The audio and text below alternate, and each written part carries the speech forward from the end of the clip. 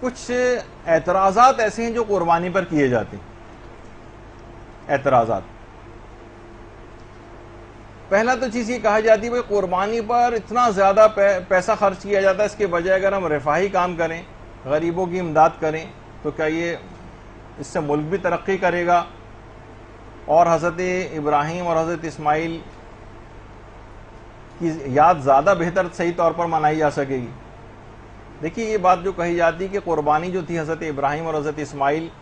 کی جو یادگار کے طور پر یہ جو قربانی کی جاتی ہے،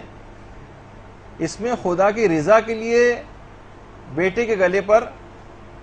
چھری چلی تھی، تو خدا نے قبولیت کا شرف اس لحاظ سے بخشا کہ بیٹے کے بجائے جو ہے وہ جنت سے مینڈا آ گیا اور اسماعیل کی جان بچ گئی۔ اگر اسماعیل قربان ہو جاتے اور ان کی قربانی قبول ہو جاتی اور امت کو یہ حکم ہوتا کہ سنت ابراہیمی پر عمل کرو اور اپنے پہلے بیٹے کو راہ خدا میں ذبح کرو، تو کتنا بڑا امتحان آپ کے لیے ہوتا، کتنے لوگ اس امتحان پر پورے اترتے۔ لہذا خدا نے اپنے عاجز اور کمزور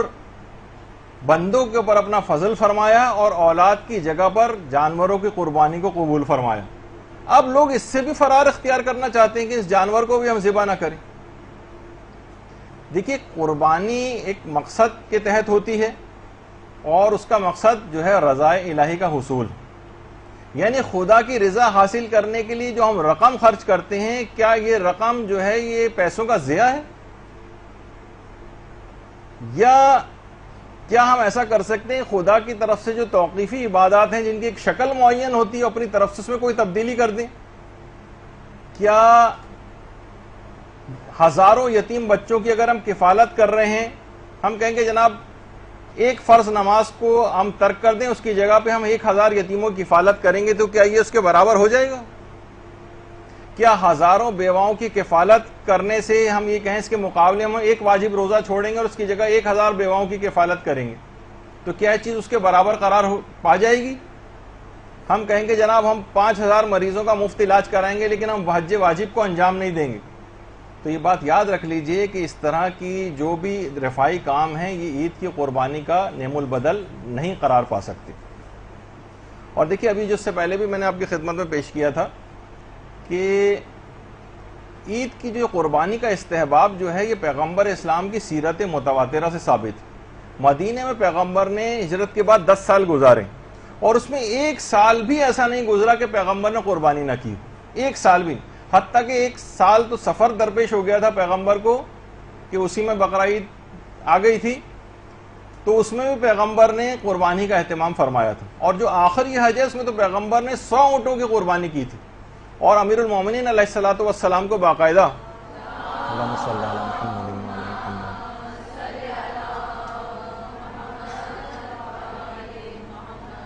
دیگر اہم کاموں کے ساتھ جب یمن بھیجا تھا، اور اس کے بعد یمن سے واقع غدیر میں امیر المومنین یمن تشریف لے گئے تھے اور وہاں سے آ کر پیغمبر کو غدیر کے میدان میں جوائن کیا تھا،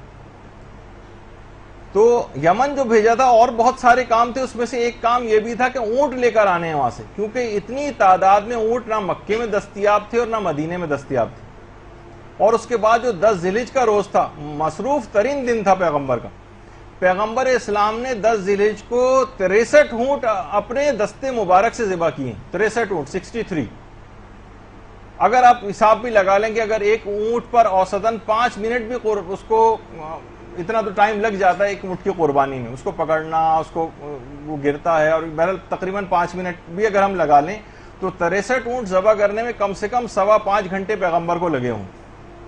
تو وہ رسول جو ایک لمحہ بھی زندگی کا ضائع نہیں کرتا تھا، وہ جو ہر وقت تبلیغ کے اندر مصروف رہتے تھے، سوتے بھی بہت کم تھے، ان کے لیے قربانی کے لیے 5.25 گھنٹے نکالنا اور اتنی مشقت اٹھانا ایک غیر معمولی فعل تھا پیغمبر کا۔ اور خاص طور پر اس کی اہمیت یوں اور بڑھ جاتی کہ پیغمبر اسلام کے دیکھیے معاشی حالات جو تھے ان کا اگر ہم جائزہ لیں تو پیغمبر کی یعنی بیک وقت 9 گھروں کا خرچہ پیغمبر اٹھاتے تھے، اس کا بار گنا پیغمبر اسلام کے کاندھوں کے اوپر تھا۔ مجموعی لحاظ سے آپ کو پتہ ہے کہ حالات مالی اعتبار سے اتنے سازگار نہیں ہوتے تھے، اکثر فاقوں کی نوبت رہتی تھی، اور خود ازواج رسول فرماتی ہیں کہ اکثر مہینوں ہم پر ایسے گزر جاتے تھے کہ ہمارے گھر میں چولہا نہیں جلتا تھا اور گزارا فقط کھجور اور پانی کے اوپر ہوتا تھا۔ اور کہیں سے اتفاق سے کبھی ہدیے میں گوشت آ جاتا تھا تو ہم کھا لیتے تھے۔ ایسے حالات میں پیغمبر اسلام کا 100 اونٹ قربان کرنے کے لیے وسائل مہیا کرنا قربانی کی اہمیت کو کتنا زیادہ بڑھا دیتا۔ اور اہم بات یہ تھی کہ یہ جو اونٹ تھے، پیغمبر اسلام نے جو 100 اونٹ ذبح کی تھی، ان سب کا گوشت بھی تقسیم کرنے کا اہتمام نہیں فرمایا تھا، بلکہ ہر اونٹ میں سے ایک ٹکڑا لے لے کے پکوایا تھا۔ اس کا مطلب یہ ہے کہ وہ افراد جو یہ لوگ کہتے ہیں کہ لازمی طور پر جب تک اس قربانی کا گوشت صحیح طور پر تمام دنیا کے مستحقین میں تقسیم نہ ہو تب تک یہ قربانی ضائع سمجھی جائے گی، ان کی یہ بات بالکل عبث اور بیکار ہے، کیونکہ پیغمبر اسلام نے بھی اس کا اہتمام نہیں کیا تھا۔ اور یعنی دوسرے الفاظ میں کسی بھی وجہ سے جو پیغمبر نے دیکھی 63 اونٹ اس میدان مینا میں اپنے ہاتھ سے ذبح کیے اور کتنا وقت اس کے اوپر لگایا تھا،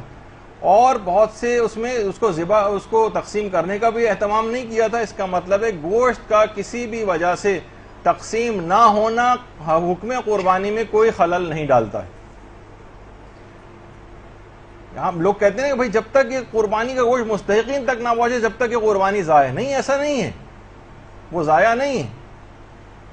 اس سے حکم قربانی پہ کوئی فرق نہیں پڑتا، اس سے کوئی اس کی اہمیت کم نہیں ہوتی۔ اس کی وجہ خود پروردگار عالم نے قرآن میں یہ بات فرما دی ہے کہ ہم تک نہ تو اس کا گوشت پہنچتا ہے نہ خون پہنچتا ہے، صرف تقویٰ پہنچتا۔ یعنی پروردگار عالم کو اس کے گوشت کی تقسیم سے اتنا غرض نہیں ہے، وہ آپ کی نیتیں دیکھتا ہے، آپ کا خلوص دیکھتا ہے، اور کس ارادے سے آپ نے کیا ہے اس کو دیکھتا ہے۔ تقویٰ آپ اس کے نتیجے میں حاصل ہوا یا نہیں ہوا اس کی طرف اس کی نگاہ ہوتی۔ غریب کے فائدے اور مدد تو اس میں خود بخود ضمنی طور پر آ ہی جاتی ہیں۔ اور کچھ احمق تو یہاں تک ہیں جنہوں نے یہاں تک لکھ دیا ہے، میں ان کے نام بھی نہیں لوں گا، کہ قربانی کی رسم وہ کہتے ہیں کہ یہ بے فائدہ ہے اور یہ وحشی قوموں میں ہوا کرتی تھی،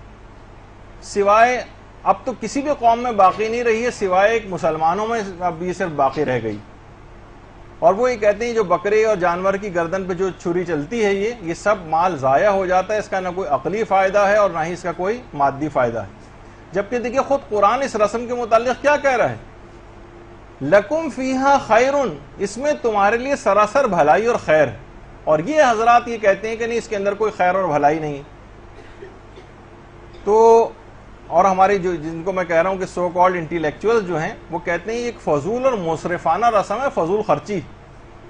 اب خود آپ بتائیے کون احمق اس رسم کو احمقانہ کہہ سکتا ہے کہ اس کے خود اقتصادی اور معاشی فائدے، جیسے آپ کہہ رہے ہیں نا کہ اس کو بہتر ہوتا کہ ان پیسوں کو جو ہے کسی اور معاشی اس میں ترقی میں لگایا جاتا ہے، خود معاشی اور اقتصادی فائدے اس میں اتنے زیادہ ہیں۔ کتنے غریب ایسے ہیں جن کی مہینوں وہ گوشت کھاتے رہتے ہیں جبکہ عام حالات میں ان کو یہ گوشت کھانا نصیب نہیں ہوتا۔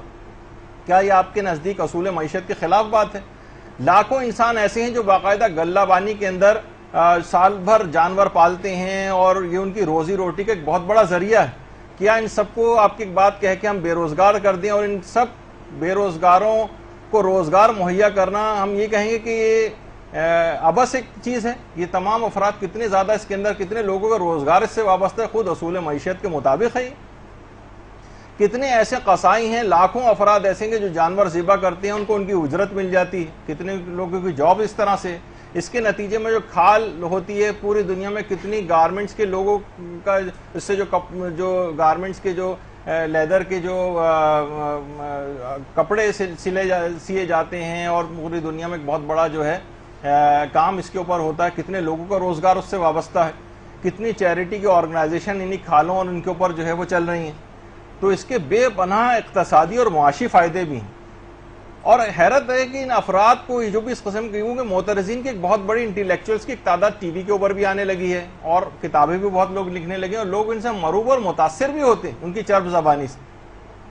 وہ کہتے ہیں جناب ہم یہ بلکہ ان کو یہ کہتے ہیں کہ ان کو صرف اور صرف انہی جب عبادات کی باری آتی ہے تو یہ ان کو صرف اسی وقت یہ تمام چیزیں یاد آتی ہیں کہ جناب ان کے بجائے بینکوں کا قیام کیا جائے اور قومی اداروں میں رقم لگائی جائے، اور یتیموں اور بیواؤں کا کام غالباً وہ سمجھتے ہیں کہ موقوف اسی پر ہی ہے، رکا پڑا ہے اس پر، ادھر یہ قربانی بند ہوگی اور ادھر فوری طور پر یہ قومی ادارے فوری طور پر کھل جائیں گے اور روپیہ ان کے اوپر گویا برسنا شروع ہو جائے گا۔ تو بہرحال یہ افراد کہتے ہیں کہ ہم ان سے کہتے ہیں کہ ان کو یہ اور چیزیں جو اسراف کی ہیں ان کے اوپر کیوں ان کا دماغ نہیں ہوتا؟ یہ کہیں کہ جناب یہ جو سینما ہال بنے ہوئے اس پہ لوگ اتنا زیادہ پیسہ خرچ جا کر کرتے ہیں، ان سب کو بند کر دیا جائے، اس سے فلاں رفاہی ادارے کھولے جائیں، یہ کبھی اس بات کو نہیں کہیں گے. یہ ہمیشہ جتنی بھی اسلامی عبادت ہوں گی ان کے متعلق ڈھونڈ کر یہ بات لے کر آئیں گے. تو اور یہ ابھی اگر آپ ان کی یہ بات مان لیں گے نا تو اس کے بعد یہ اگلا جو ہے فوری طور پر کہیں گے کہ حج بھی جو یہ بے فائدہ ہے, اس کے اوپر بہت زیادہ اربوں روپے خرچ ہو رہا ہے, کیوں نہ اس سے بینک کھولے جائیں, کیوں نہ ان سے رفائی کام کیے جائیں. جیسے وہ ہے نا کہ ایک صاحب نے اعتراض کیا تھا ایک سگریٹ پینے والے پر کہ تم یہ 50 سال سے جو چین اسموکر اور سگریٹ پی رہے ہو, اگر تم 50 سال تک یہ سگریٹ نہ پی رہے ہوتے تو آج یہ سامنے والا پلازا جو ہے تمہارا ہوتا, تم نے اتنا پیسہ خرچ کیا ہے. تو سگریٹ پینے والے نے کہا, اب اس کی ہم تائید نہیں کر رہے سگریٹ کی, لیکن اس نے جو بات سمجھانی چاہیے کہ تم تو 50 سال سے سگریٹ نہیں پی رہے ہو نا, تمہارے پاس کتنے پلازا ہیں. تو مقصد کہنے کا یہ ہے کہ یہ تمام افراد ان کا کام فقط اور فقط زبان طعن و اعتراض جو ہے اپنی دراز کرنا ہوتا ہے, اور مذہبی رسومات پر کو ہمیشہ ختم کرنا چاہتے ہیں. دیگر دنیا کے جو عللے تللے اپنی نجی زندگی میں لوگ کر رہے ہوتے ہیں